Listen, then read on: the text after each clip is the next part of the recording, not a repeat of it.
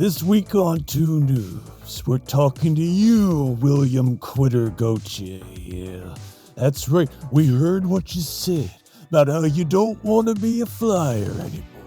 How you don't want to play in Philly, but you know what? You don't ghost an American legend like Johnny LeClaire. You don't ghost a 3-time Cup champion like Patrick Sharp. Yeah. You don't not answer the phone when Mr. Playoff Danny Briere comes a-calling. Oh, you don't want to talk to them. Yeah, that just doesn't sit right. I think you're nothing but a baby, William Cutter. I heard what you said, but I swallowed it anyway. You know why? Because we all know the cream rises to the top, but the sediment sinks to the bottom. Yeah, that's right. And when you come back as a lame duck, you better not whiff on that one-timer. Yeah, you better not run away from that puck. You better not miss that check on the wall. Oh, wait. That won't happen because you don't do that. Yeah. You better not mess up because when you inevitably do, the boos and the howls will rain down from the masses to remind you what a hockey town looks like, yeah. And you will rue the day you messed with Jonesy and company, yeah. Oh, and we'll talk about some other stuff, too. Start the music, dig it!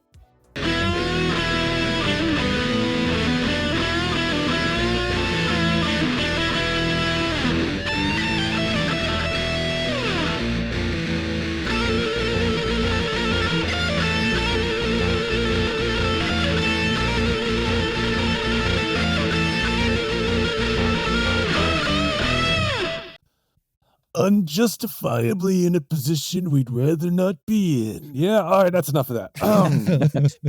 Two Noobs Talking, episode 170, excuse me. 2. Nice. Love it. And here, as always, you still got... Other way. Okay, that is Junk Haulin' John Tracy. Oh, okay. And that's Mater D. Matt Craig. I am middle. I am steaming Steve Murray.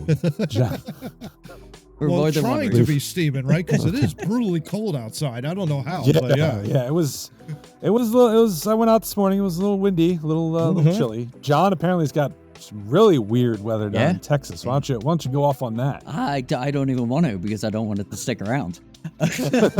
I'm just huddled in the corner here hoping it leaves. Little do you know that those red LEDs behind you actually give off heat too. Yeah. So, not really. Actually, LEDs are quite cool. There you go. Matt, you're surviving, yes? Yeah, trying to. In the Oh cold. my gosh, it's too brutally cold out there. But doing well, guys. But yeah, boy, I cannot wait to ask you the question and your reaction to my mini rant as of later. Don't want to spoil it, but. Then don't. I'll try not to. He wants to. That's why he's bringing it up now. No, but hopefully all of you are doing well. That's for sure. Yeah, absolutely. Yeah. Well, hell, why don't we get into it? W Energy Drinks. They they sponsor stuff, including the fun fact, and it's not really an over 40 rant. I don't know. Matt's got a question. Mini rant / question. Yeah. There you go. Whatever. Okay. Well, visit tubby.gg. That's DUBBY.gg, as in Tubby. Enter the promo code 2 Noobs Talking, TOONOO. Bzz Talking. Get 10% off your order. Matt will deliver it personally with a smile and a slap to the back of the knee. Bam. And they're very limited on their starter packs, which is their shaker and their whatever flavor you pick. But they do have more in stock, so check it out. There you go. Oh, John actually knows something. Yeah. Somebody did some research. I get get emails. I figured I would read them and regurgitate them. There you go. I was curious if you had actually ordered a starter pack and just were found to be upset. I like their logo a lot, so I need to get one of their drinks. So when I'm at work, I can not use those water bottles that are killing us all, like Matt likes to say. When you have 7 of them in the house, yeah, I'm going to get killed by water bottles, guys. It's not that long before I'm going to get buried under an avalanche of these things. It's crazy. Hilarious. I thought John was actually referring to the magnesium Yes. sulfates The in your magnesium. Dasani. That too. Which so quick story. I took my son to the Flyers Penguins game, which we will be getting into shortly in topic 1. Yeah. Not really the game, but what happened during the game. We go grabbed a couple slices of pizza, and I said, oh, just, I'll get a couple bottles of water. Without thinking, they were Dasani bottled water. Yep. Oh boy. And as I'm paying for it, he goes, you forgot about the magnesium sulfate. Oh, damn it. Gee, thanks. It doesn't matter at this point, kid. Let's go watch the game. My insides are glowing. It's all good. It's all good. All right, John, why don't you fun fact us? All right. As soon as my phone works. There we go. Time for the fun There fact. you go. Ooh. A wood frog species in Alaska is known to be able to hold its urine for up to 8 months. I wish I had. I would love that. Yeah, I wish I had superpower, that. But more importantly, the holding of the urine helps to keep it alive while it's hibernating. Oh, because it keeps it warm, maybe? Yep, probably. So it does That would reason be that. yeah. But I found that very Wow. interesting. So go wood I frog. don't know, all that pressure though. You know what I mean? Like you're holding that for 8 months. That's brutal. Yeah. You I know? get upset when I got to hold it for a half an hour. Yeah, exactly. I'm crying like a baby. Oh my god.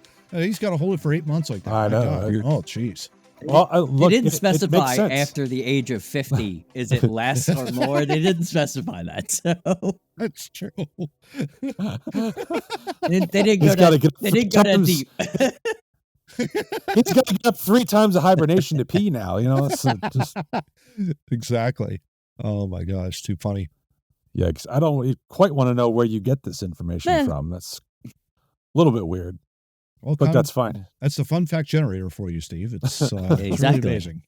There you go. And who studies this to know that frogs hold their pee for 8 months? I don't want to be that scientist. That I don't know, but I do cross-reference everything that comes across the screen with at least some kind of scientific article, so I'm not just spewing garbage. Good man. I'm not denying that it's not a fact. I'm just saying Yeah, I there's don't- a scientist out there Yeah. whose career is to study the urination habits of tree frogs in Alaska. And I will Yes. duel you with there are people that actually got degrees that go and study politicians in Washington D.C. So who is winning and who isn't? This is also fair. I'm not sure which job I would prefer. Exactly. They're similar. Tree frog. Oh, Tree frog by far. Tree frog for sure. absolutely. Yeah. Absolutely. All Yeah. right, Mr. Matt. All right. You've been teasing us all week with this question, so Yeah. let's have it. So this interesting question popped into my feed over the last week, gentlemen, and I would love to get your thoughts. Okay. What word or phrase instantly makes you roll your eyes? Makes you go, oh God. Word or phrase that instantly makes you roll your eyes. Yeah. And I will begin. Go ahead. Control your own narrative. Hate it. Hate it. I Hate it. Hate it. Are I you- thought it was going to be work-life balance for Yeah, you. Well, that too. That's number 2. Yeah, go on. That instantly makes me roll Roll my your eyes. Yeah. Yeah. I just found it fascinating. Someone responded, my truth, as opposed to the truth. You were saying, Oh, it's my yeah. truth. It's not you. You know, that kind of a deal. There are so many buzzwords out there Yeah, that that's true. this is why I I had to try pick to one. I try to stay so far away from the in crowd, or I don't want to know. Yeah. I will refer you back to whatever episode it was when we were doing mid-show commercials, and I did the one where I just string together a bunch of LinkedIn buzzwords That was one of the nonsensically. was one of the best performances ever. Those words would make me roll my eyes. There you go. Things of that, circle back to synergies and crap like that. Is what really, you know. Or how about the phrase "circle back"? Well, I'm going to circle back with you. Well, for God's sakes, will you please stop? I will pull for my grandmother. I hate when someone says I can't.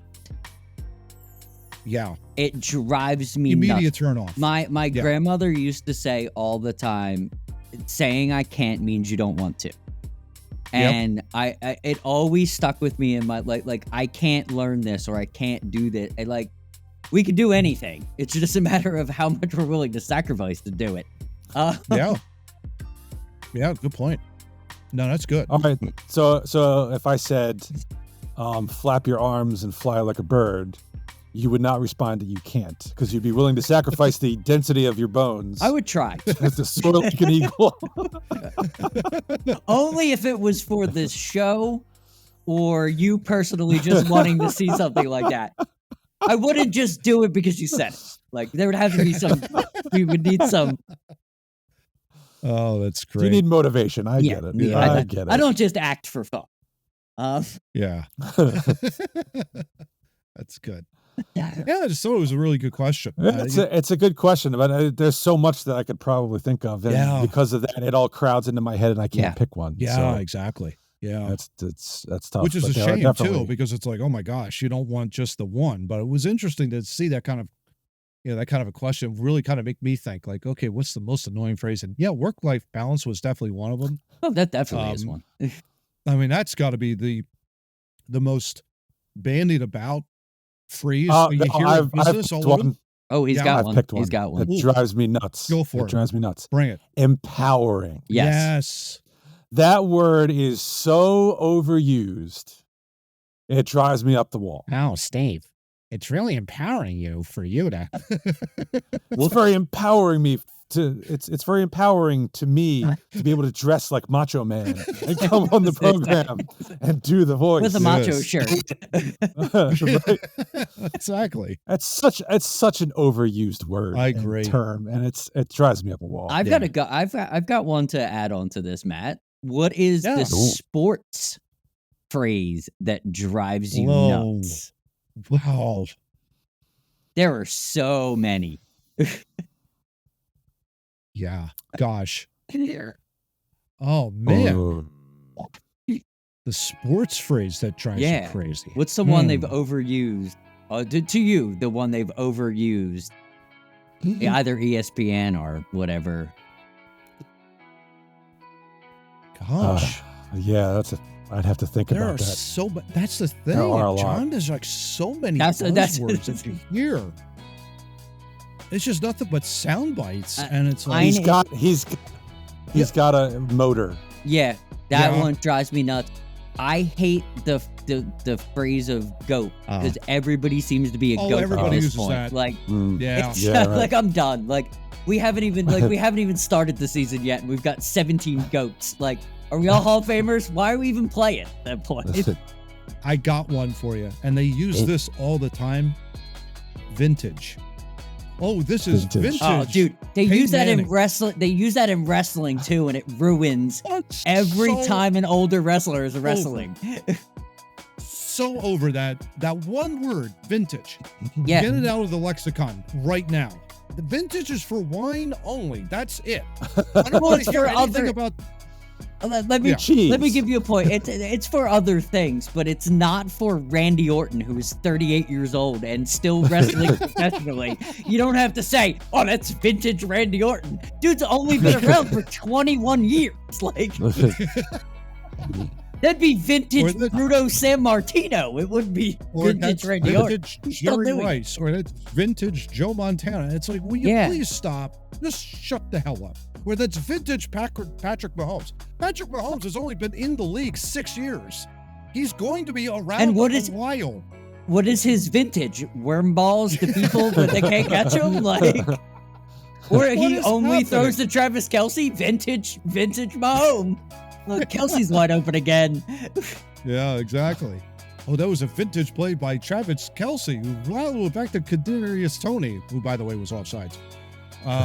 Who's not vintage because he's younger than his brother.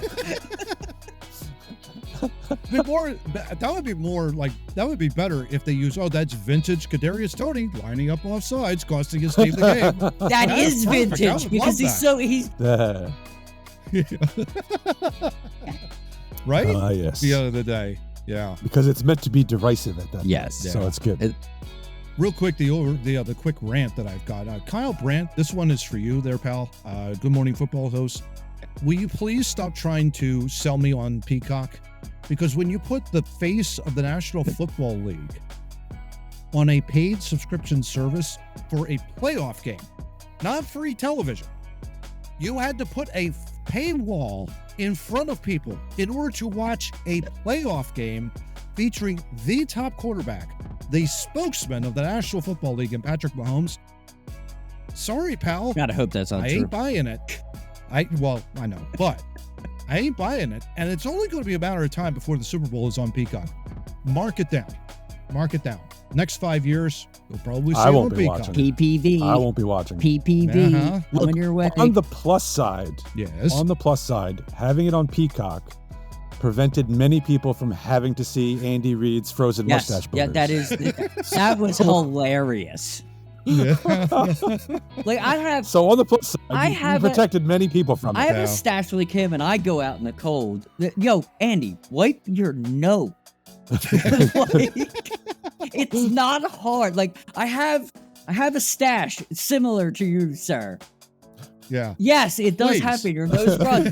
Just have a napkin in you and just take it off. It'll be fine, bro. It'll be fine.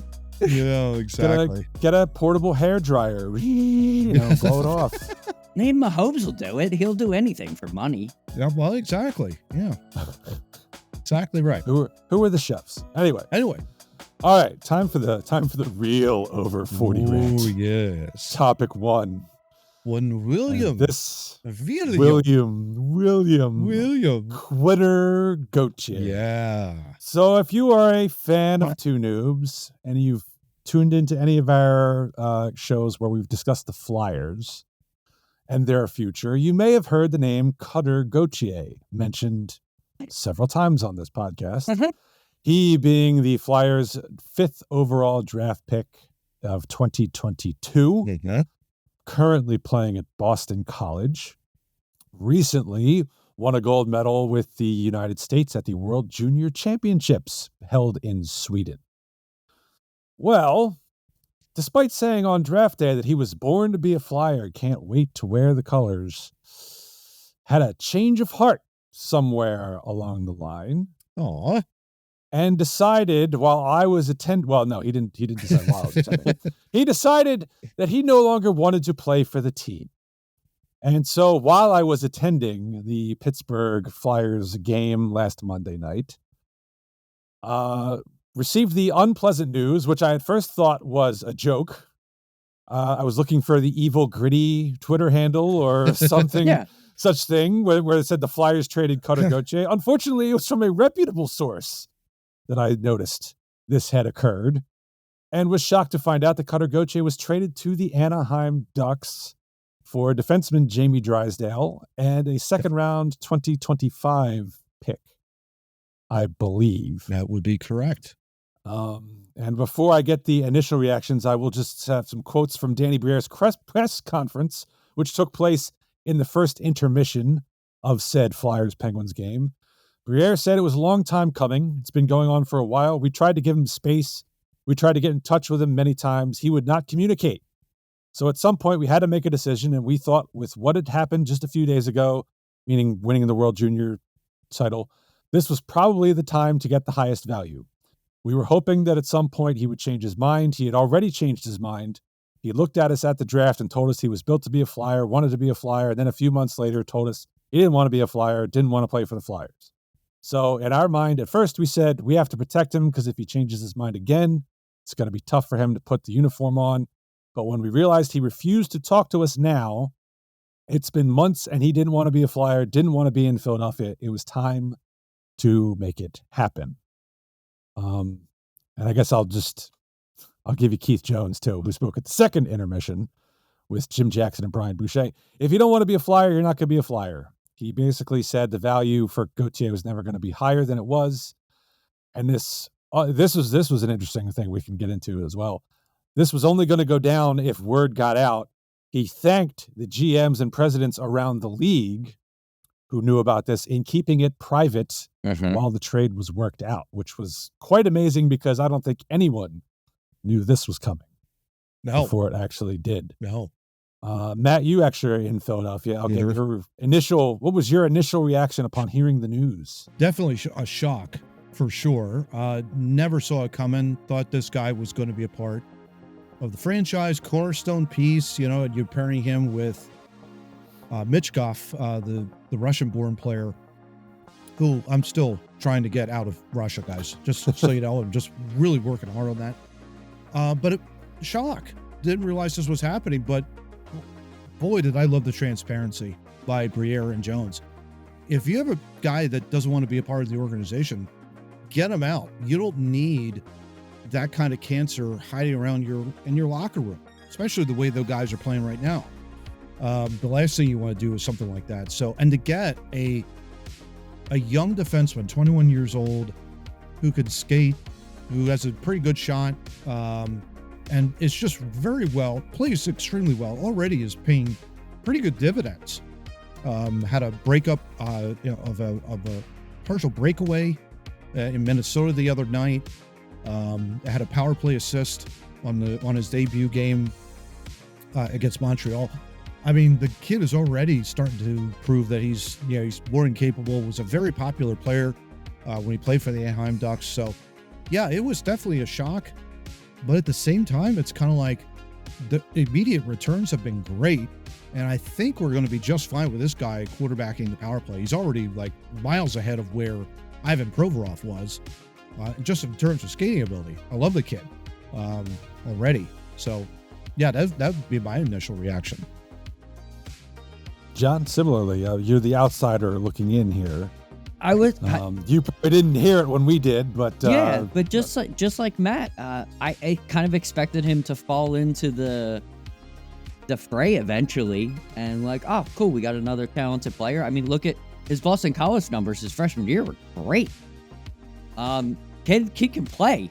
I did do, after we talked about this in pre-production, I did kind of deep dive and kind of tried to find him a couple of times in interviews. I did see him earlier this year on it was a podcast called Empty Nets. Yeah, it's an Empty Netters podcast. It's out of Boston. Okay. And this was prior to him being traded. This is when he decided to go back for his second season. He seemed like a kid that was very indecisive, but he also seemed like a kid that wanted to win and wanted to win now. So maybe that had something to do with it. He did say something very interesting. That's bad news for Anaheim. Yeah, he said something very interesting in an interview. I found it very narcissistic, the way he said it. He said, it would make more sense for me to go back to Boston College with all the talent that's coming in, because maybe I can win a national title and turn pro at the same time. Like, turning that, I felt like he turned that spotlight, like, right on him, like, I'm going to be, like, the guy. Like, there's not, and in Philly, he's not going to be the guy in Philly, and that, I think that was his problem. I personally think that's his problem. Because when Torts is your coach, you don't give a shit about that. So I think I feel that's the reason. Our head coach is the reason that he didn't want to play here. I know Riley Cote on Nasty Knuckles podcast kind of speculated that Gauthier wanted to turn pro for maybe 16, 17 games after he was drafted. So I think he was drafted in 22. So that would have been at the end of the 22-23 season, I should say. Yeah. But the Flyers couldn't make it work because they didn't have enough cap space in order to get him onto the roster. But why would you for 17 games? I've heard that. Yeah, I've heard that, but I think that's since been shot down, I think, by all sides. Okay. Yeah. Briere, I believe, said that it was his decision. Say that they had the cap. They were willing to make the cap space, but He didn't work it out. They were willing to work it out. Yeah. So that's probably been dispelled at this point. Okay. But that's an interesting thing you found there, John. Yeah. I have to say, Chris Terrian on the what's it called? Trying to think. The podcast he's on with Russ Joy and Anthony Sanfilippo. Oh, there's so many. And they I love Chris Terrian though. Yeah, well, so Chris Terrian, to his credit, has been actually criticizing Gauthier previous to the trade as a guy who is not willing to do the dirty work in the corners. Not willing to get his hands dirty to make plays. He just relies primarily on his shot. His quote was something to the effect of, he could go into a corner with 12 eggs in his pocket, and he's going to come out with 12 eggs. Yeah. Enough said. Sounds about right. Enough said, sir. Understand. I mean, Terrian's point was, the superstar players are willing to do that. Yeah. As much as I hate his guts and I shit on him all the time, Sidney Crosby is a guy who's willing to get into the corners and muck for that puck to make a play. Mm-hmm. And he's probably the best player in the NHL. So for him to do that, and for a guy like Gauthier to, no, I don't want to do that. That Pretty boy. that speaks a lot. Yeah. But I think we're obviously all pissed off he didn't want to play here. Yeah. But that happens a lot, particularly with college players. Mm-hmm. We all remember Jimmy Vesey from a few years ago. Didn't want to play in Nashville. He ended up with the Rangers, and I hoped his career would go in the toilet, and it kind of has. He hasn't really done shit since he turned pro. But Thank God. But it happens. But I think the thing that pissed us off the most was this guy ghosting the organization. No doubt. Right? Yeah. Like John LeClair, who's won a Stanley Cup, is one of the greatest American-born players of all time. Yeah. I think he was the first one to have 3 consecutive 50-goal seasons. And Patrick Sharp, who won 3 Stanley Cups as a top-line player with the Chicago Blackhawks. They go up to Boston College to meet with Gauthier. Sends the coach out to tell him he won't meet. And then Briere and Jones and I think LeClair all go over to Sweden during the World Junior Championships. That one killed Won't me. meet with him. Yeah. Won't meet with him. Yeah. That's bizarre. Traveled across the globe. Yeah. Won't meet with him. Halfway across the world to meet with this guy, wouldn't even give him the time of day. That's the thing that bothered me the most is whatever his reason for not wanting to play, he would not explain it to the team. Just Still had hasn't. the balls to say why. Just had the balls to say, hey, okay, I'm done with you. You tried to make it work in terms of the cap for me to play. Was it going to happen? Fine, but whether or not that was actually told or not to him or not, we don't know. We're only speculating. But crying out loud, guys, this is ridiculous. I completely agree with you, Steve. I mean, that, especially when you have your top brass coming over here saying, hey, can you at least give us like 15 minutes to talk? And he's not even doing that. Get rid of him. I have no problem with that. I have absolutely no problem with how the Flyers handled it too. And the fact that they went about it in the way that they did, where no one knew about it, I think it's a credit to that organization, to be perfectly honest. Yeah. And the respect that guys like Briere and Jones have across the league. absolutely. When they're talking to GMs and presidents, they won't go behind their back and leak it. Yeah, exactly. Yeah. Yeah. So where did I want to go with this? By the way, Snow the Goalie is the name Snow of the the podcast. Goalie. That's it. That's the one. I Chris can't believe I've Evans. brain farted on it. Oh, that's okay. Yeah. Snow the Goalie. That's what I'm here. Yeah. This is what I wanted to say. This isn't like you work for Macy's as a sales rep and you need a day off and you don't want to tell them why you need the day off because you want to interview somewhere else, whatever. This is an organization that has spent significant draft capital on you. The number 5 overall pick. Yeah. Millions of dollars hanging in the balance. Yeah. It affects not only Gauthier's future, but the future of the team who was relying on, and other players who are trying to win in their careers. The entire organization and you don't have the guts to explain why you don't want to be here, that's just ridiculous. Yeah. Yeah, totally agree. Totally agree. And if he saw some problem under the prior regime with Chuck Fletcher, he obviously hasn't been paying enough attention to the vibes that this team has gotten. I think since Briere and Jonesy took over. I think it's the flip side with him. I think it's the exact opposite. I think he was fine with the Fletcher and the BS and the I'll get paid money, I'll be the superstar.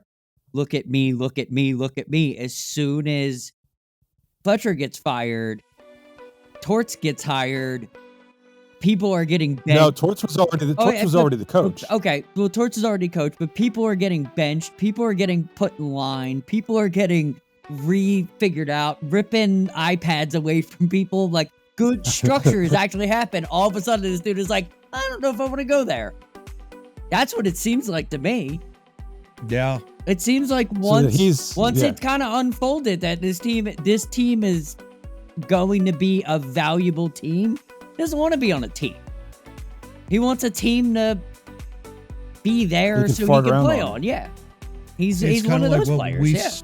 Yeah, it's kind of like what we saw the World Juniors, guys. It was all about Cutter Gauthier than it was Cutter Gauthier. Yeah. Than it was Team USA. Really, I mean, that's what it was all about. Yeah, those points, obviously, but everything was more about him. He's a good player. Not denying his talent. Yeah, of course. No, but not at all.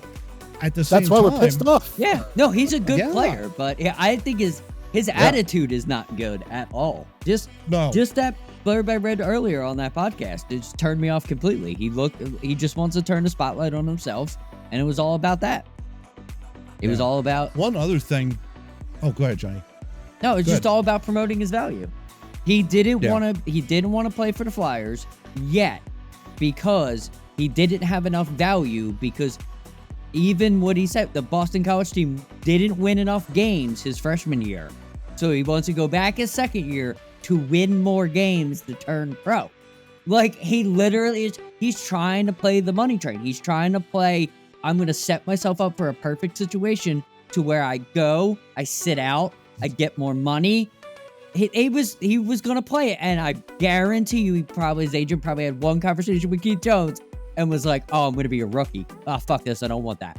I don't want to do that. I wanted to play Chuck Fletcher for a fool, and I wanted to sit out for a year. I was going to make the big media. He would have paid me $2-3 million. Then I'd play. The fans would erupt and beat. He obviously doesn't know Philly, because they would have booed him out of the building if he would have did that. But that's what I feel that was his move. And he looks like a fool. And his camp bringing up, this is another thing I want to bring up. His camp bringing up, oh, he's receiving death threats. Like, that's the only thing you're going to say after you get traded to Anaheim? Like, that's your camp's just going to float that out there? That seems a little soft.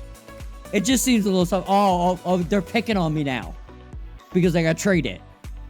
Yeah. Nobody should get a death threat. No, if you're an idiot Flyers fan and you're sending death threats to this idiot, troll him on Twitter. Shut up. Don't send death threats. Like, do what a normal person would do and troll him on Twitter. Tease him and all that kind of stuff, but that's about it. Yeah. One other thing we should probably mention. Tease him. You're right. Leave him alone. The death threat, but for his camp to throw that out there, it seemed a little soft to me. Yeah. Well, they're trying to gain some sympathy back. Yeah. Matt, go to your point, because I will give Cutter Gauthier the floor. I do have some quotes from an interview he did for his position, which explained absolutely nothing. Please, Matt, go ahead. Yeah, I was just going to say, like, real quick, this is an Eric Lindros situation here. I wanted to make that very clear, too. No, Lindros, back in 92 or 91 when he was drafted, told Quebec expressly, I will not play for you because your owner is awful. Don't draft me. And he was right. Yeah. And he was right. And what happened? What happened with the owner? Yeah, exactly. And what happened? They drafted him because they were fools and buffoons, and it showed in the whole trade when they were like involving the Rangers and us. Unfortunately, we won out that deal, and he obviously became one of the greatest Flyers ever. But I want to make that point really, really clear for people thinking, oh, is this similar to Lindros? It's nowhere close. It's not even No. close to Lindros, especially given the fact that Gauthier was, oh my God, I love being a flyer. Oh my God. Yeah. He was like marking out over how much he wanted to be a flyer. Now all of a sudden he had a change of heart. So what happened? The pick was already spent at that point. Exactly. When he changed his mind. Yeah. Yeah. And Lindros, by the way, was a generational player. Yes. Yeah. This guy is. Gauthier This is guy's good. kind of okay. This ain't Eric Lindros. No, this ain't Eric Lindros by far. Yeah. Not at all. Yeah. All right. So I'll give you Gauthier's side of the story. The biggest thing I could say right now is I have to keep it to myself, my family, and my agent. It's been a long process in the past handful of months of dealing with this. I don't think this is the right time to kind of discuss it. There might be one day where I kind of get into details on what happened. Right now, I want to keep it a private matter. It wasn't one specific reason why I asked for a trade. It was multiple reoccurring issues that I'd seen over the past year and a half, 2 years of being under the Flyers organization. It kind of discipline. It kind of hit me all at once, thinking I can't move forward with this, and I really need to step up for myself and see what's best for my future, and that's what I did. And my future is I want to be free and frolic in the breeze, and not play under structure and discipline, and actually hockey knowledge being passed down and having to work for goals. Good heavens! Why would you do a thing like that? That's terrible. Hey, don't play in the East. But this goes on. I mean, this is not telling us anything. No. Still. No. Yeah. And he could have told Briere and Jones and the Flyers what the actual reason was. Mm-hmm. And if it was truly a private matter, then Briere and Jones would have come out and said he didn't want to be a Flyer anymore. He told us why.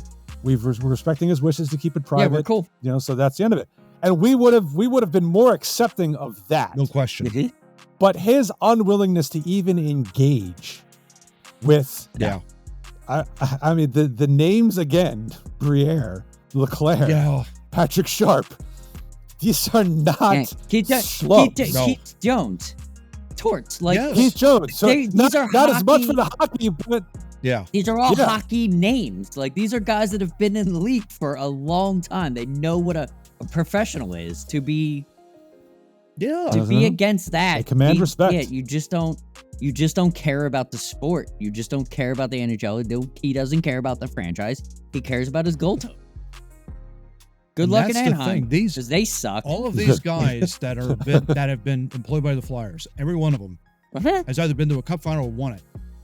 So if I'm Cutter Gauthier, not necessarily with us, but there's been success. There's been success across the board. Yes. So if you're Gauthier, what the hell are you doing? Honestly. Absolutely. Right? So it's a message to the younger players. If you've got a problem, tell these guys up front. Honestly, just tell them and just say, you know what? Okay, I've done some thinking, or whatever the case may be. I don't think it's a good fit. Could you please trade me? Okay, fine. We'll definitely do that. But for you to go silent,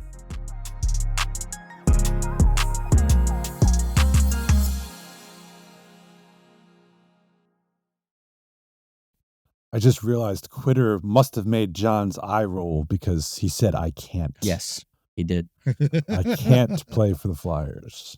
Yeah. Can't mean you don't want to. Yeah, that's right. That's right. Well, it's wise words. DDP has, I know he stole this from somewhere else. I think it's Henry Ford or something, but he says DDP has stole everything from everybody, and it's awesome. Yeah. If you say you can or you say you can't, you're right. Yeah. So he's absolutely right. Absolutely. That's true. That's right. Yeah. Absolutely. Well, speaking of can't get things right, topic 2. Oh boy. Yeah. We're crapping on Espen again. No, not Espen Knutson, ESPN. Who apparently had to return 37 Emmys and discipline their employees. I know, right? Yeah, that's, oh my gosh, that's crazy. Well, so according to the LA Times, ESPN returned dozens of 37. They had 37 in the title, dozens in the.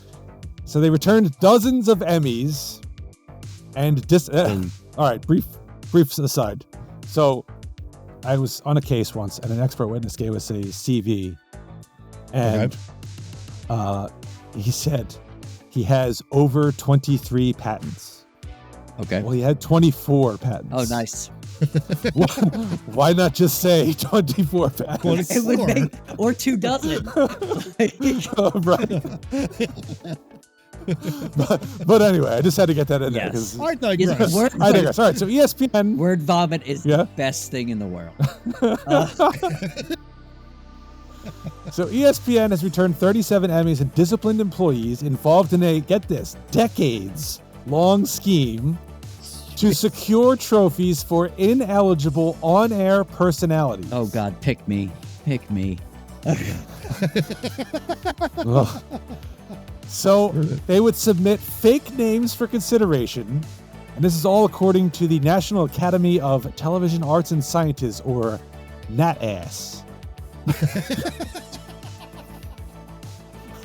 When A never more appropriate acronym I've never heard more in my entire life than that right there. When ESPN won an award and trophies were awarded to all names submitted, employees took the extra trophies and had them re-engraved with the names of on-air talent who were apparently ineligible.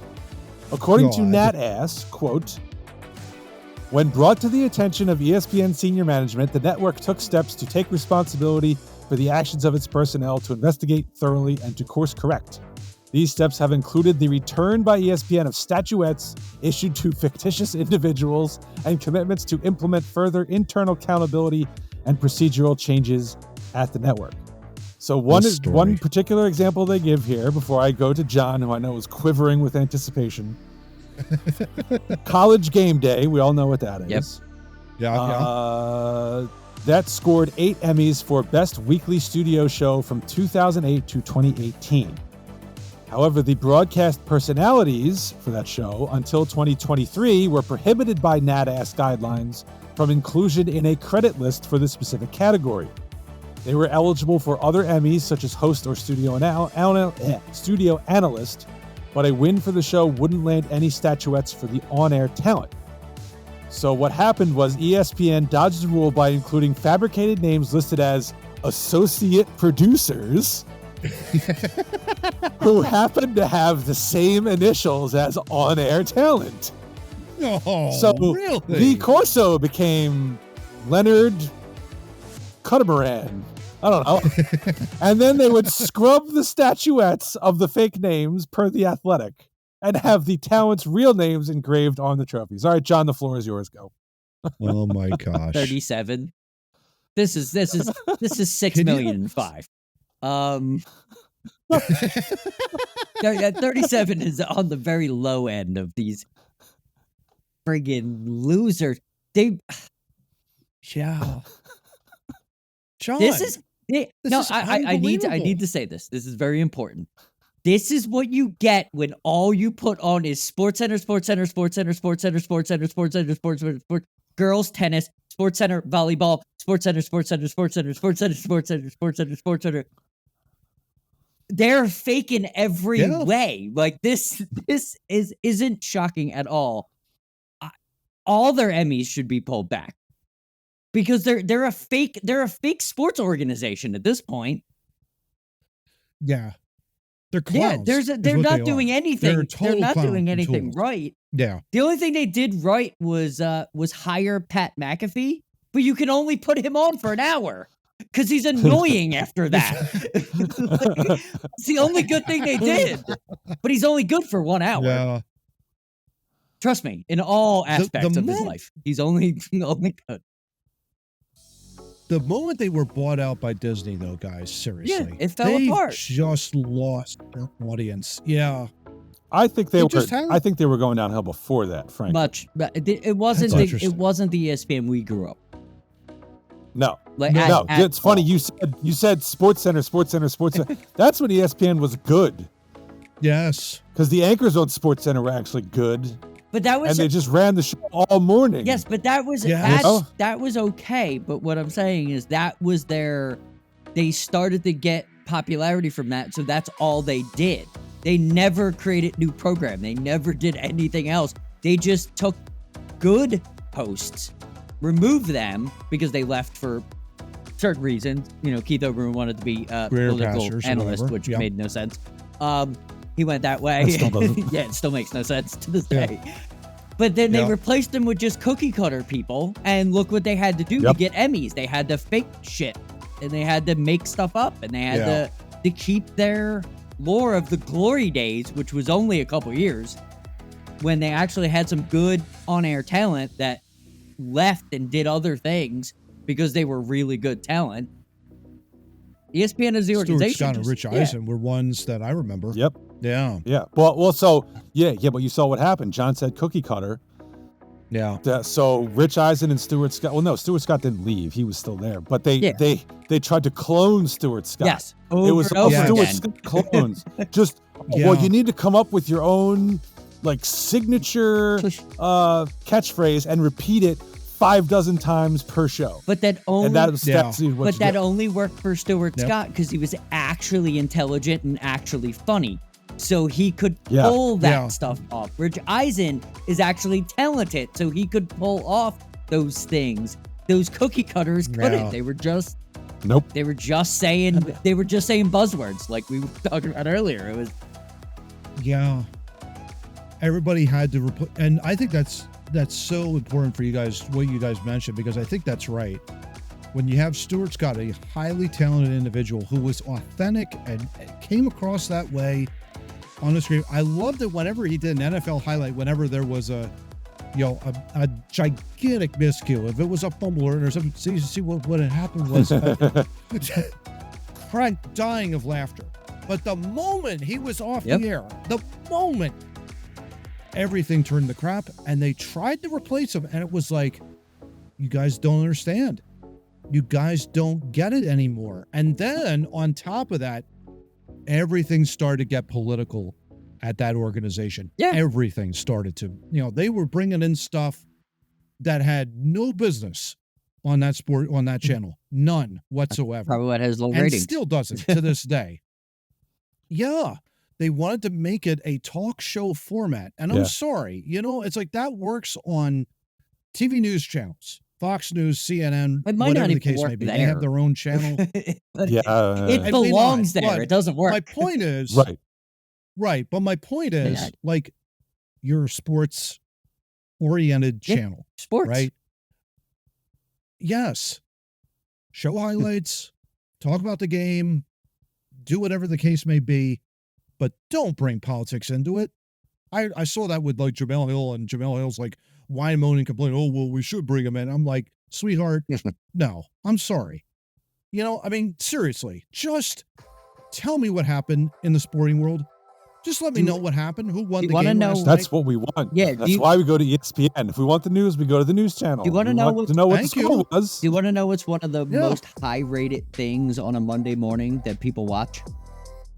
Brian Baldinger's Twitter, because he breaks down actual film and he talks about key Yes. moments. It's one of the higher-rated things that people watch now because they don't want to listen to 4 dudes and a girl with coffee talk about Patrick Mahomes' hairdo and whatever her name is and him, the tight end. Yeah.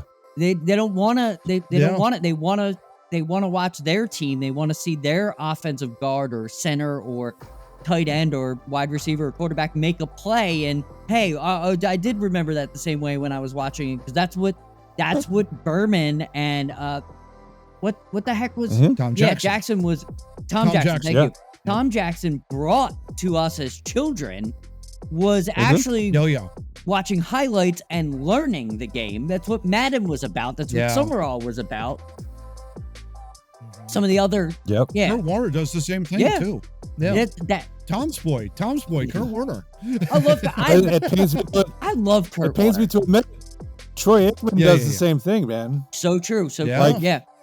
He'll break down an interception and be like, that was so and so's fault, and I'll be like, well, I thought that was Jalen's fault. And it's like, no, actually, if you look at it, Yeah. he was supposed to do this and go this way, and instead he went this way, and Jalen thought he was going to go this way. Yeah, you and want to be, the whole thing. but that's the best part about good sports analysis is us as fans are supposed to react. But then this is Yeah. I'm talking about our childhood, but how we learn. yeah. So we react, Right. but then we go to the source and then they explain it to us, Yeah. and then we don't react that way again when something happens, because then we learn, and then we understand, oh, well, it was too deep coverage. Okay, got it. Like, I understand why that happened now. Well, don't but have you that have anymore. analysts who you have a couple. You have a couple who you react, and then they say, this is what really happened, and you go, oh, that's interesting. That makes a lot of sense. But you also have other analysts who like, oh, look at him splatter that guy's brains all over the field. That was a good hit. It's a good hit. It's like, well, how come he got that hit on him? You want to kind of explain how that occurred? But you just want, oh, boom, yeah. Yeah, exactly. Yeah. But I agree with you. The politics and the talk show thing really is a symptom of the decline. But I think the issue is something we've talked about before. The underlying issue is spreading themselves too thin. Yes. You know, so Sports ESPN back when it first started was just Sports Center for 6 hours because they didn't have. Well, and you also only had one channel. And then as we grow up, we got two, and then we got three, and then we got the Portes, and then we got college, and then we got random sports nobody wants to watch, and then I'm pretty sure ESPN had a curling network at one time. That I would watch, so Johnny. ESPN News became the de facto Sports Center on repeat, which so they couldn't put Sports Center on repeat on ESPN anymore, so they had to fill it with the garbage they have on now. Which I thought was a good idea. ESPN News was cool at the time because I'm like, cool. Yeah. Maybe they'll put on minor league baseball. Sorry for me thinking this way. Maybe they'll put on minor league baseball games. Maybe they'll put on college hockey games. Maybe they'll put on all this. No, they didn't do that. You're wrong. They didn't do that. No. But wouldn't you expect that would be ESPN? Maybe I could watch some bowling at 1 o'clock in the afternoon because what else is on? You know what I mean? No, they didn't. No, we're not doing that. We're not doing that. We're gonna do hit piece talk shows. And we're going to have two dudes. Yep. One's going to be white, one's going to be black, and they're going to yell at each other for 3 hours. Let's go. And that was their plan. Yeah. And it's terrible. And that was their plan. Yeah. And then in order to make up were declining ratings, College Game Day, 37 Emmys have to be returned. And now there's a discipline. You know, oh my gosh, this is internal discipline. Don't do this again. Don't you dare do this again. Let's, don't do this again. It's do it in another way that you don't get caught. That's the ESPN. Yeah, right. Yeah. That is ESPN. So we will give ESPN's quote here because they were quoted in this article. Here's what they had to say. Or at least a spokesperson had to say. Oh boy. Voice, getting please. nasally. Hold on. Some members of our team were clearly wrong in submitting certain names that may go back to 1997 in Emmy categories where they were not eligible for recognition or statuettes. 1997. Good God. Wow. I was in high school. Hey, real quick. It is 2024. Just for anybody that's delusional, think we're shitting on ESPN. We are reading this from a 2024 article. Okay. Yep. Okay. So it continues. This was a misguided attempt to recognize on-air individuals who were important members of our production team. Once current leadership was made aware, we apologized to NetAss for violating guidelines and worked closely with them to completely overhaul our submission process to safeguard against anything like this happening again. So now they're going to hire some weirdo associate producers so they actually exist and then give their trophies to the on-air talent. That's what's going to come out of this. I got another annoying word. What you just said, Steve, in regards to that. What was that? Oh, it just came. Oh, there left. You go. Oh gosh, darn it! Read that last quick sentence again. Misguided attempt to recognize. Misguided. Yes. Oh, we were so misguided what we were doing. Yeah, no shit. I mean, come on. You knew what you were doing. You knew exactly.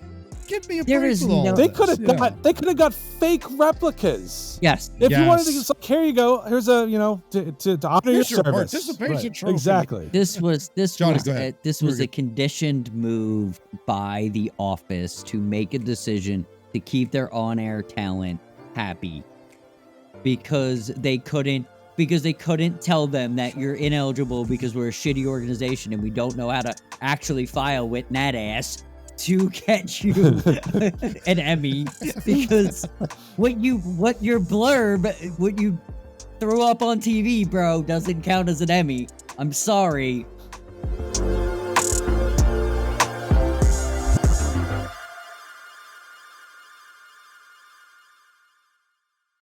Hey, we've got a website. We do. It's called twonoobstalking.wordpress.com. Go there because I said so. Yeah. And there's stuff and things, and you can look at old episodes and stuff. Well, and there's more than just stuff. I mean, we got like old there's more than episodes. We got just- bios of everybody, right? If- I mean, all that kind of stuff. if you email us, That's we'll right. send you a middle finger picture. John, come on. Come on, Johnny. Come I don't know on, John. about We got to that. treat our listeners better than that. Yeah. Maybe they Damn. want it. Let's see if we get an email. I don't know. Well, if you subscribe Yes. Mhm. at the website, you can be notified when a new episode is posted to the website, and you can watch it directly from there instead of having to go to YouTube and look us up. There you go. That's one good thing you can do while you're there. Absolutely. Also, if you like to listen to us while you're driving or, because you shouldn't be watching us Oh, while no. you're driving. Oh, I would for heaven's advise sakes, no. against that. But if you are, Yeah. like, thank you, but don't do that. Oh my God. Don't do that. We're advised by our lawyers to inform you to not But do thank you. Thank you for even trying. But thank you. But if you prefer to listen to us, you can go to our website and find different places where you can catch our podcast. That's right. And if none of those are agreeable or amenable to you, we also have our RSS feed. You plug that in. Use whatever the hell you want to, weirdo.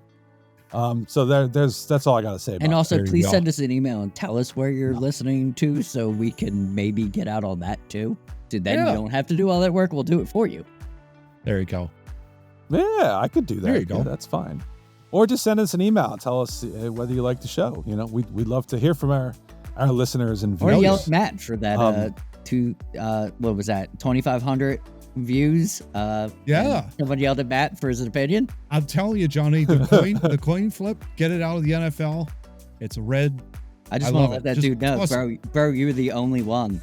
Oh, The more I think about it, do you actually have a home field advantage in the NFL? I don't think so. Because I don't think you do. the visitor gets to pick Yeah. the coin, And that right? always bothered me. Like, why would a visitor come into your house and say, you know what? Okay, I want the choice to kick, the receiver kick. Excuse me, like you're the host. Yeah, Like I'm seriously. hosting you. You're traveling all this way. All right.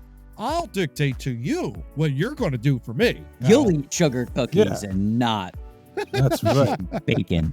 I mean, the NHL has a real home ice advantage because you get the last change. Yes. Exactly. Okay. MLB has obviously a home field advantage because you get to bat Yeah. last. That's an advantage. NBA, I don't think there's a home court advantage. Not really. Because I don't see what rule It's is just good for who's home the best teams. players. Really, Yeah. definitely. And also when they're Yeah. in doubt, they just jump the ball. So that is weird. Right, Yeah. exactly. Just wouldn't And jump the up. NFL, I don't know what the home field advantage is because the visitor gets to pick for the coin. absurd. So it's weird. If rid you're of it. Patrick Yeah. Mahomes, there's a clear home field advantage. Everybody else, I don't think there is anything. Tom left, so we can't involve him anymore. That's true. Yeah. That's fun. All right. Weird file, topic 3. Yeah, man. Guys, John's bringing the flesh here. Not only weird, but a creepy file. It is definitely creepy. Yeah, I would say Yeah, it's It's a little definitely creepy, right? Yeah. Yeah. New York Post, so watch out for typos. Look out. 10-foot tall, strange beings seen traversing Brazilian island as alien rumors swirl. And we're going to put the video down here so you can see it. This video shows 2 giant human-like creatures strolling along the foothills of a small Brazilian island. One of the 10-foot tall beings appears to take in the sights of Ilha do Mel, an island 2 miles off the coast of southeast Brazil, as another stands closely by. Some viewers can be overheard saying some things in Portuguese, but the New York Post was nice enough to have a translator do that. One of the persons say it's too big to be a person. Another says, look at the way he moves. It's really weird. Look at the size of those pasts. It's very fast. I don't know what pasts are. Probably a New York Post typo. Probably. Then it was posted on Instagram, gained more traction. The way they move reminds a lot of the Men in Black critters, said one user. Oh. For me, it's enough to see the speed with which this creature goes down the hill. Anyone who has done trails on hills like this knows that you don't go down a hill like this in 1 to 2 minutes. One thing I do know, I will never step there again. I will admit it was a little bit creepy watching this video. No doubt. Absolutely. John, you brought it to us. What say you? I literally, it's what a 3-year-old would draw if they were like, "Look, this is Daddy," because it looks so misproportioned. The arms are really, from that video, the arms are really long, the legs look really long, and the torso looks really short. So it's a weird looking human on the surface. If we needed an explanation for it, yeah, it's definitely weird. I don't know. I don't know how they shot it, and they're not like close to that. Maybe that is just a individual island where weird human guy lives with said weird shady character in the back, because you really didn't get a good look at that. Whether it was like other weird guy, but you couldn't really see what he looked like. There's a lot of these sightings recently. I don't know. I'm the same way, Johnny. I'm with you. I just I'm don't not sure know what that is. All I do know is that it looks really weird, really funky. Not a Bigfoot, and I'll tell you that. It's not Bigfoot, no, because we've got that problem up here. But for them to pick Brazil's not that bad in terms of like a spot, I guess, if you're going to visit, if you're an alien. Oh yeah, I would think. I mean, it's a nice southern climate, Matt you get just some went nice alien. weather. Yeah, that's a shocker. Matt's usually the most against I'm that very theory. skeptical, of course. Like, I'm always skeptical, guys. I'm always questioning I understand what these things are. And oh, yeah, totally. I have no idea what this is. To be perfectly honest, I want that investigated, and I want it. Well, I don't know what I want. Immediately. Yeah, eradicated exactly. immediately. I mean, I just looking at the video, I mean, it reminds me of one of those, when you go to the Halloween store and they have the things that move when you step on the pedal. Mm-hmm. Yeah. And just a really tall one. Yeah. And at some point, he looks like he's pulling something out of his ass. I don't know.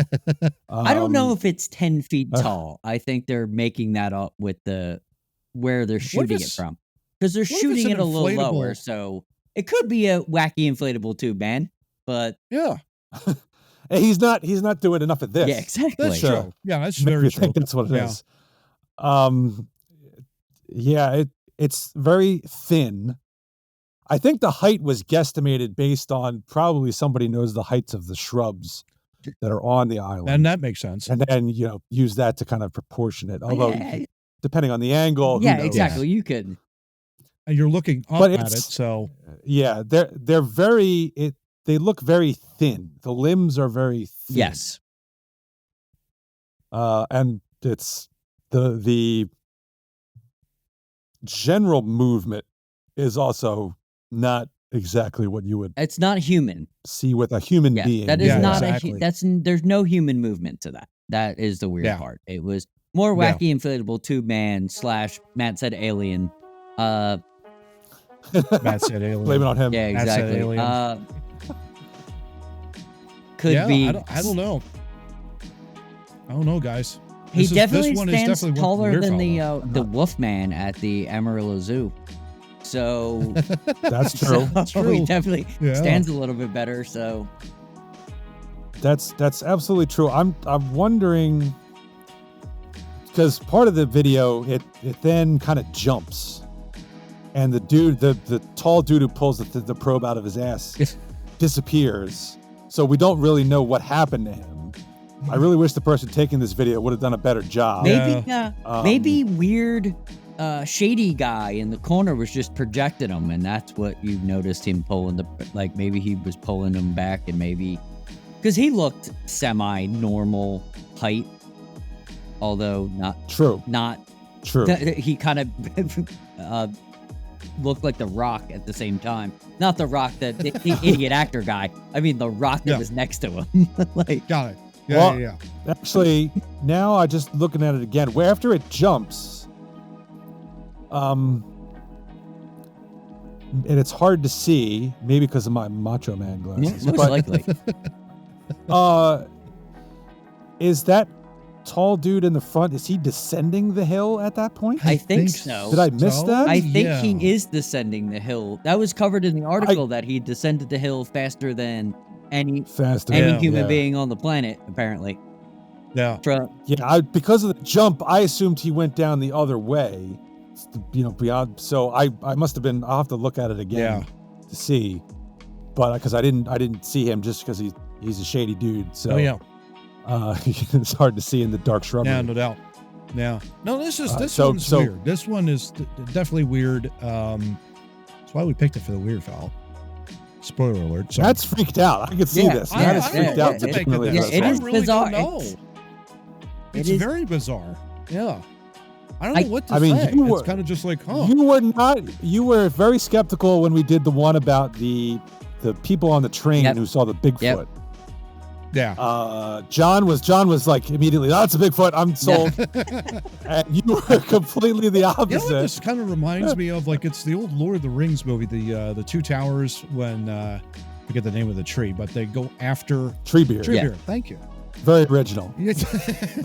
Thank you, J.R.R. Tolkien. Right? I mean, at the other day, he comes up with these elaborate names for everybody else, and he's Treebeard. like, "Is a tree with a beard." Yeah, fucking Treebeard.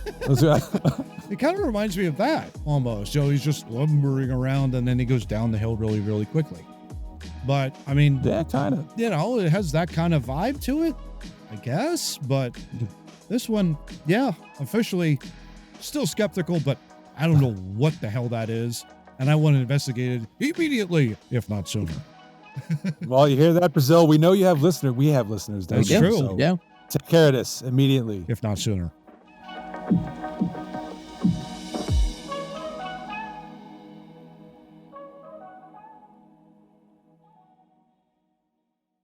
I looked at the video again, and I do see a descending figure. Okay. Oh.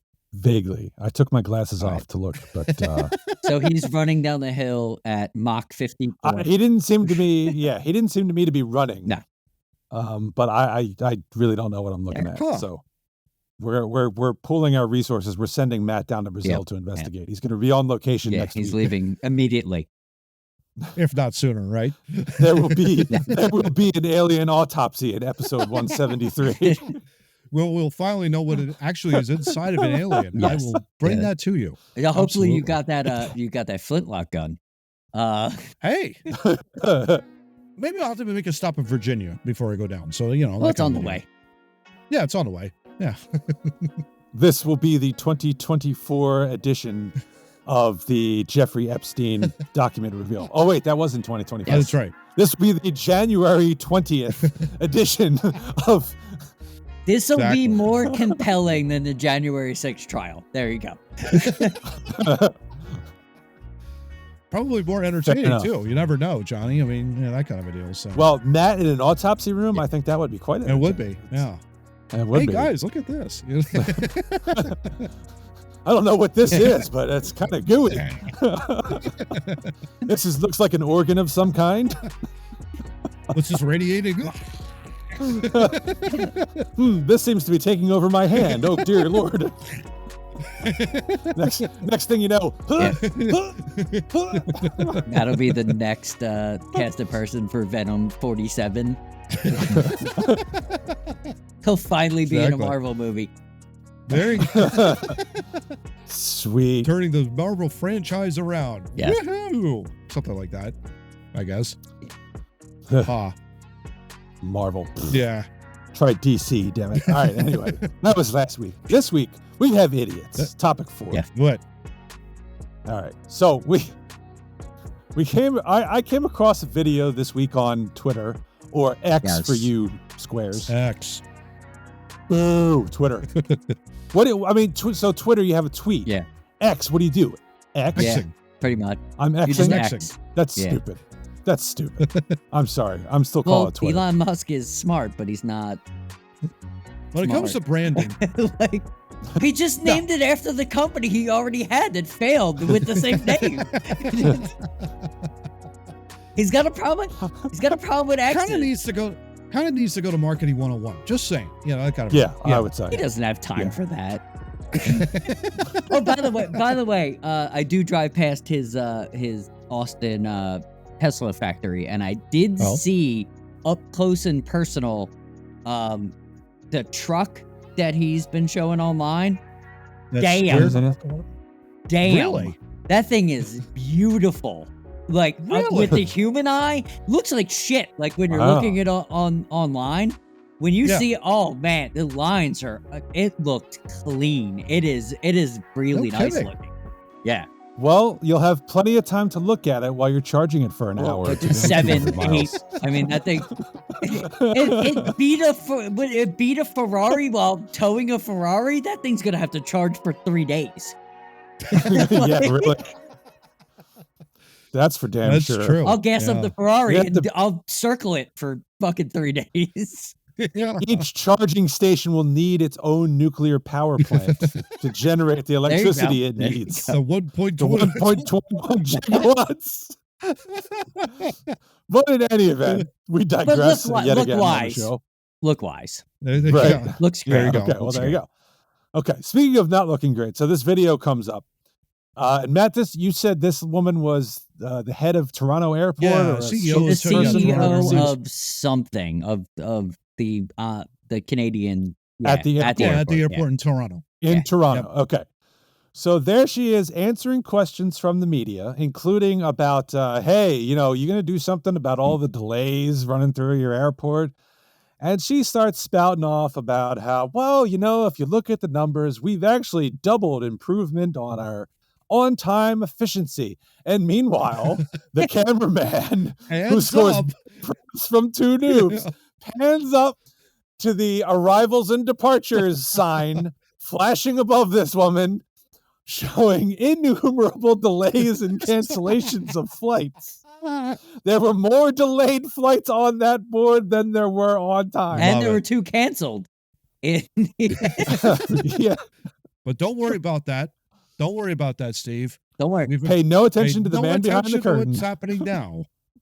We're getting better. Exactly. That's the whole point. And I guess we wanted Absolutely. to talk about like Well- why this always seems to be a new Why do- trend, right? Why do people think that people are idiots, Yeah. but why do people think that smart people aren't going to catch on to the lies? Because they think they're behind. the lies. They think they're behind this, and they're not going to pay attention to it. So they try to sneak these things past. That's what they do. They all do it. All the politicians that are doing the election. You have governors. Yeah.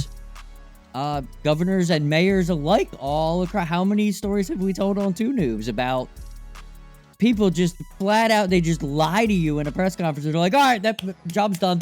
All right, I can go back to my mansion and do whatever I need to do. Right. Because Kind of whether they bought it or not, it doesn't matter. Cuomo Yeah. was the best at it. Cuomo lied Yeah, straight to your Cuomo was face and then definitely go the right best at back. Yeah, exactly. I mean, heck, even George W. Bush, mission accomplished, right? I mean, he had that hell banner. And the mission was not Yeah. accomplished, not even close. You know, Clint- it took years for that to be done. Clinton In Iraq. flat out walked out and said, I didn't have sexual relations with that woman. We And can he did. we can absolutely confirm in 2024 it was that and a lot more. Like, Yeah, I mean, I think it's just this is a really good thought piece, guys, because it the mind can just create something that, okay, I do not agree with that particular fact. One of the greatest founding fathers in the history of the country, John Adams, said facts are stubborn things, and he's exactly right, because when a fact comes across, we don't want it for it to be true. We would love for it to be false. That's just the bottom line. And when you look at something like someone like in a Toronto airport telling you, oh, we are getting better. Oh, we're doing great. Oh, the blah, blah, blah, blah, blah. And that cameraman pans up and it's nothing but cancellations and delays. You know for a fact that that woman is straight up lying and making up shit on the fly. And it's just, you just have to shake your head and just go like, why are you even in charge? Why? Why are you even in charge at that point? Like, if you can see what is in front of you, in this case, what's above you, and all these people are just whining, and complaining about, all these delays and cancellations. I'm like, you're not seeing the forest through the trees. I mean, I think there's a problem that yes, the mind will convince you, and it seems more often than not now that people are just refusing to believe that what they perceive may not actually be the truth. But one thing I learned interestingly through my job, I've been involved in a couple of mock jury trials Okay. where, we take our case, we take the opponent's case, we put them on in front of people we hire off the street to to sit and listen to the arguments and see what they think. And it's remarkable, even if you've done something wrong, if you are at least upfront and honest about it, they will give you more slack than if you try to hide something. Yeah. If this CEO would have said, It says a lot. I know we have cancellations going on. And we've got these delays. We are working on it. We're trying to fix it. If she could have come out and said that, the cameraman wouldn't have to pan up and point out what she's doing wrong. Yeah. People stick to like talking points instead of actually thinking for themselves and trying to be honest and authentic. A perfect example of that is the knuckleheads who I believe at this point now have all resigned from Harvard and Penn and whatever the third one was, who went before Congress. Yeah. And instead of authentically answering questions and trying to be honest and upfront and say the right things, they stuck to something that some lawyer or PR person put in front of their face and said, don't deviate from this. Yeah. Not realizing you're going to look like a jackass. Yeah. That's such a great point. My Right. question to add is, do they believe? I'm talking about the people that are writing these speeches for these people. Do they believe that it's just better to lie because no one's going to remember? Like, I think that's part of it. That I feel that like that's the best advice that advertising companies are giving at this point. Like, oh, well, just smooth it over. No one's going to remember this in 6 months anyway. So Sure. why take the time? Why take the energy to be like, oh, well, we're almost there. We're almost there. It's almost like the people that are speaking out, like the Penn CEO, this lady, congressmen and congresswomen across the United States, they almost have bought into this BS thought of, I'd rather just lie to you because you don't care about me and I can go on with my life than just sitting down and saying the truth is, the truth will set you free. It literally will. It will set me free. Yeah, though. 3. Sorry, I tripped over my own tongue. But we've all had moments in our lives where we had to be truthful. Yeah. And it worked out really well. Yeah. And we've all had times where we weren't truthful and it didn't work out well. It didn't work out well. It made it worse. Makes it worse, Johnny. Why? Why is this? Because it's not the general public that is doing this at all. Mm-mm. It's this one section of people. Let's call them the ruling class. Why do they believe they're just blow smoke up someone's ass and everything is fine for them? That is a great question. I don't know if there is ever going to be an answer to it other than the fact that they love power and they want to keep themselves in power. I think there is an underlying motivation in that regard. I so they'll agree with that. say Absolutely. do Totally anything, agree with that. right? Yeah. And so I think part of telling the truth too is being vulnerable. True. C.S. Lewis once said to love someone is to be vulnerable. And that for a lot of people is very, very difficult. It's very hard. Oh, hell yeah. But he's exactly right. It's an exact right quote, because it means that if you are honest and sincere, you're being authentic already.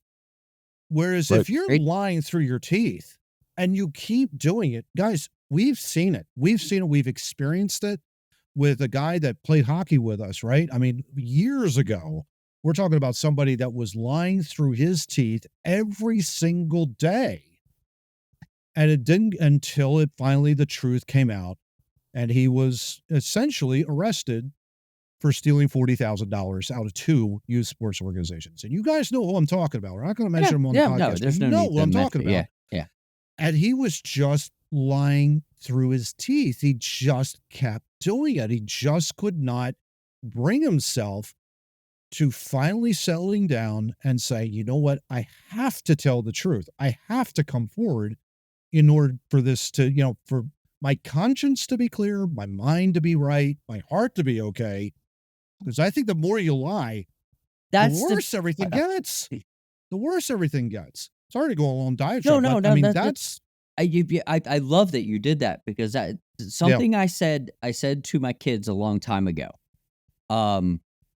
I was going through a tough time after my divorce. This was years ago, and I remember saying to my kids, "Don't ever break your own heart, because that's how you're going to get into trouble." And I don't exactly know what that means still to this day, but it changed me in a way, and my relationship with them changed, because it was, I think it was, I learned something and I was able to explain it. And it was, I don't want to be a fake representation of who I am. I just want to be me. And I don't think that class of people that want power even understand how to be human. No. Well, the scary part to me is that, it's one thing when you're lying, when you know something that happened behind closed doors between two people. That lie is likely to remain safe. Yeah, absolutely. As unfortunate as it is. But you have people now who are coming out like this person in the video. Yeah. They're lying to you when the facts completely opposite are right there behind them. Yes. So the scary part to me is people are perpetuating lies in the face of the facts that are already available for people to be checking on this stuff.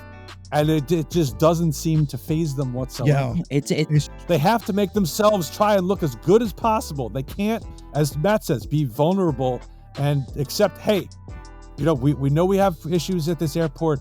We're trying to figure out what we need to do to work on, whether it's technology, whether it's people, whatever it is. We're working through it. And we promise you it will get better. We are doing our best. Nobody would have scoffed at that at all. That would have been the perfect press conference. No. People would have still bought into their airline. Now that this happened, what, 2 years ago?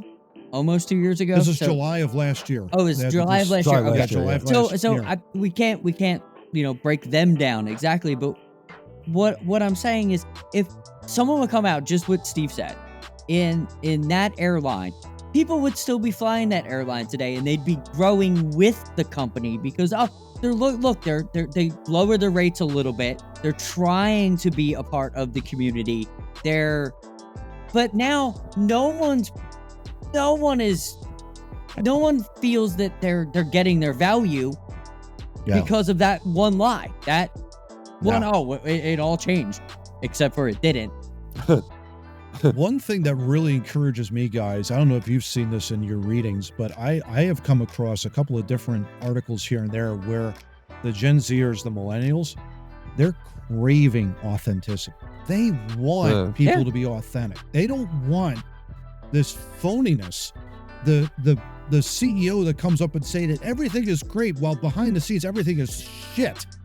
They want the truth to be told. And I think that it goes on to us as Gen Xers too. Yes. That is something that we crave big time. I get a lot of, and I'm not trying to be boastful at all, but I train a lot.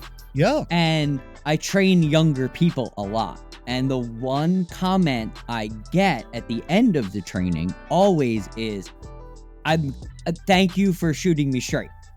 Like, thank you for, not, puffing me up. Yep. But it's something I do consciously, because why would you lie to someone and then let them fail? That would be a terrible idea. I just think that would be a terrible. Doesn't bodes well for you. Doesn't bodes well for the company. Yeah, it doesn't do good for anybody. That's like anybody. But I feel that's what they do. Like, that's what we see on the TV.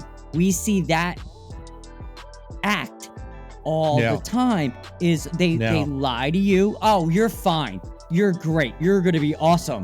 And then you fail as a mentor. They fail as a person. And then the company fails because that person didn't succeed like they were supposed to. Yeah. It just doesn't make any sense to me. Yeah, it doesn't make any sense to me either, Johnny. Right on the money, though, with your points. And I think all three of us here on this podcast really, we love the truth, even though sometimes it's like, we don't want to sometimes have to deal with it, but it's better to deal with it as opposed to running away from it and lying about it. That's totally separate. Yes. And I love the fact, going back to what I was saying originally, with the millennials and the Gen Zers that are out there craving this stuff, keep it up. Keep it up and demand it. Demand it from anybody. I don't care who it is, whether it's in politics, sports, media, whatever the case may be, demand it.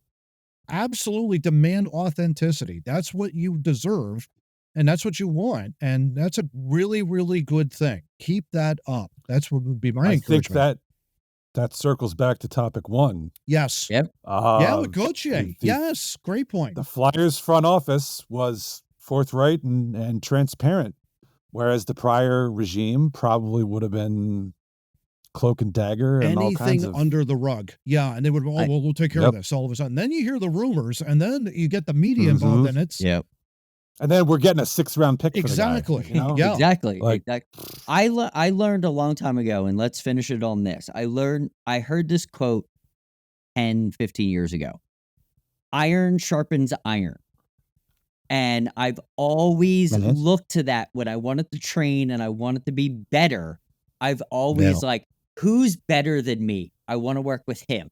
I want to work with that guy. I want to go there. That's always, after I heard that for the first time, it was like, it's one of my favorite quotes of all time. And it's been the way that I conduct my professional life now, because I don't want the easy road. I want the hardest road, because that'll only make you better.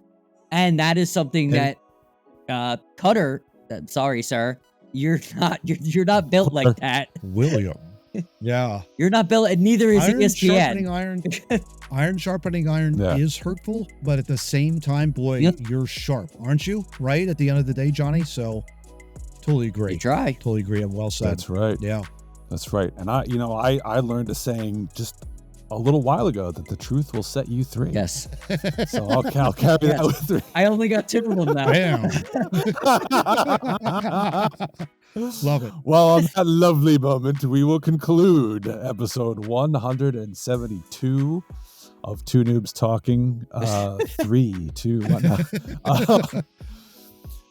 By the time you hear this, we may already be covered in snow up here in Pennsylvania, but we are looking forward to potential snowfall and significant amounts of it.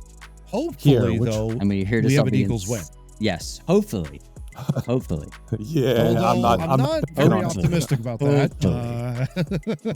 We'll see. Yeah, Eagles win. Me in 60-degree weather. You guys under snow. That's what you'll be saying when you're listening to the end of this. So episode 173, we may have, more likely than not, an Eagles postmortem of the season, but we'll see. If we can put it off for another week, so yes, exactly. But until then, ooh yeah, dig it. Hey everyone, thank you for spending time with us here at Two Noobs Talking. If you want more episodes of Two Noobs, our entire catalog of our podcasts are available here on our YouTube channel, or you could search for us on your favorite podcast listening platforms, such as Apple, Google, and Samsung Podcasts, along with YouTube Music and iHeartRadio, among others. Hey, while you're there, would you mind leaving us with a 5-star review? Have a great week, and we'll see you again next week with another great episode of Two Noobs Talking. Take care.